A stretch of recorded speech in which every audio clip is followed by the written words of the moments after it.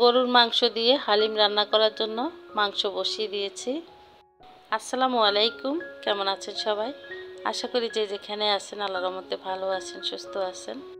যাই হোক, হালিম রান্না করার জন্য এখানে হালিমের যে ডাল চাল মিশানো প্যাকেটটা, ওটা গরম পানি দিয়ে আধা ঘন্টার মতো মিশিয়ে রেখেছি। হালিমের প্যাকেটের মশলা দিয়ে গরুর মাংস খুব ভালো করে কষিয়ে রান্না করে নিয়েছি। তারপর আগে থেকে ভিজিয়ে রাখা হালিম মিক্স এই গরু মাংসের সাথে দিয়ে ভালো করে কষিয়ে নিতেছি।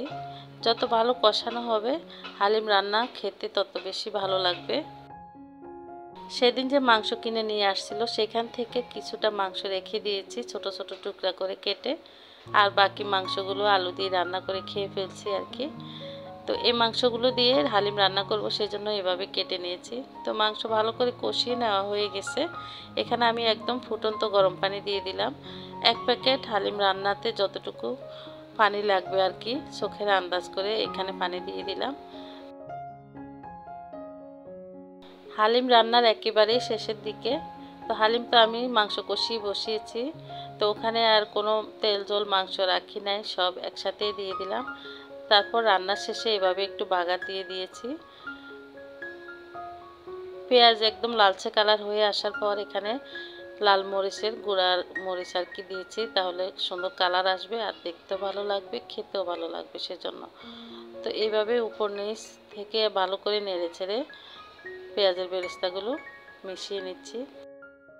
রান্নার শেষে চুলাটা অফ করে দিয়েছি। এদিক দিয়ে আমি একদম মিহি কুচি করে শসা কেটে নিয়েছি, লেবু শসা কাঁচামরিচ কেটে নিয়েছি। ধনেপাতা ছিল না, তো সেজন্য আর দিতে পারি নাই। তো একদম সর্বপ্রথম আমার হাজব্যান্ড বাটিতে করে বেড়ে নিয়েছে, ওনার খুব খিদে পেয়েছে, বাইরে থেকে আসছে তো সেজন্য আর কি। তো ওনাকে আগে খাবারটা দিয়ে দিলাম। এর মধ্যে আমি চুলার আশপাশ সব কিছু পরিষ্কার করে নিয়েছি। হালিম রান্না করলে একদম ফুটিয়ে উঠে, তো একদম চুলার আশপাশ সব কিছু ভরে যায়, তো সাথে সাথে আর না মুছে রান্নার শেষে একেবারে মুছলাম আর কি। তো এই তো উনি খেয়ে নিতেছে, তারপর আমরা আমাদের সবার জন্য এক এক করে বেড়ে নিচ্ছি। রাতের খাবার তো ছিল, তো সবাই একসাথে বাসায় ছিল, সবাইকে গরম গরম একসাথে খাওয়াতে পেরে আমার নিজের কাছেও খুব ভালো লাগছে।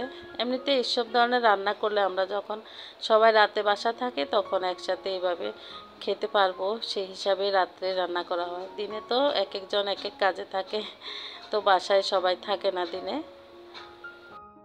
তো এখানে আমি আমার নিজের খাবারটা বেড়ে নিলাম। আসলে বাইরের অস্বাস্থ্যকর খাবারের থেকে এভাবে বাসায় রান্না করে পরিবারের সবাই মিলে খেলে পেটও ভরে, মনও ভরে, খাবারও স্বাস্থ্যকর থাকে। বাহিরের খাবার খেতে যে হয় না তা কিন্তু না, বাহিরের খাবার সময় অসময় কিন্তু সবারই কম বেশি খাওয়া হয়। যাই হোক, ভিডিওটি এ পর্যন্তই। সবাই ভালো থাকবেন, সুস্থ থাকবেন। আল্লাহ হাফেজ।